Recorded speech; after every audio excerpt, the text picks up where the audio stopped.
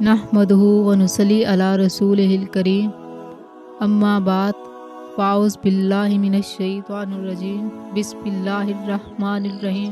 اللہ تعالیٰ نے ہر زمانے میں اپنی مخلوق کی ہدایت کے لیے انبیاء علیہ السلام بھیجے تاکہ وہ لوگوں کو حق کا راستہ دکھائیں اور ان کو گمراہی سے بچائیں۔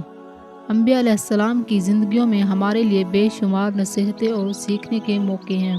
آج ہم ایک ایسے نبی کا ذکر کریں گے جو اللہ کی آزمائش میں پڑے مگر پھر صبر اور دعا استقامت سے اپنے رب کی رحمت کے مستحق بنے۔ وہ نبی حضرت یونس علیہ السلام ہیں۔ حضرت یونس علیہ السلام اللہ کے جلیل القدر نبی تھے۔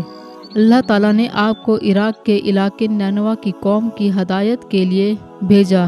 یہ قوم شرک اور برے اعمال میں مبتلا تھی اور اللہ کے عذاب کی دھمکیوں کو ہلکا سمجھتی تھی۔ حضرت یونس علیہ السلام اپنی قوم کو راہ راست پر بلاتے رہے مگر وہ باز نہ آئی۔ جب قوم نے مسلسل نافرمانی کی تو حضرت یونس علیہ السلام کو غصہ آ گیا اور وہ اللہ کے حکم کا انتظار کیے بغیر شہر چھوڑ کر چلے گئے۔ دریا کے کنارے پہنچے تو ایک کشتی میں سوار ہو گئے۔ اللہ کی طرف سے یہ ایک آزمائش آئی۔ کشتی طوفان میں پھنس گئی۔ بوجھ کو کم کرنے کے لیے قرآن دازی ڈالی گئی جس میں حضرت یونس علیہ السلام کا نام آیا۔ آپ کو سمندر میں ڈال دیا گیا جہاں ایک بڑی مچھلی نے آپ کو نگل لیا۔ یہاں سے آزمائش کا اصل مرحلہ شروع ہوا۔ حضرت یونس علیہ السلام نے اندھیرے میں اپنے رب کو پکارا۔ قرآن پاک میں ارشاد ہے، لا الہ الا انت سبحانک انی کنت من الظالمین۔ اللہ تو ہی پاک ہے، بے شک میں ظالموں میں سے ہوں۔ اللہ تعالیٰ نے ان کی دعا قبول فرمائی۔ مچھلی نے انہیں ساحل پر چھوڑ دیا۔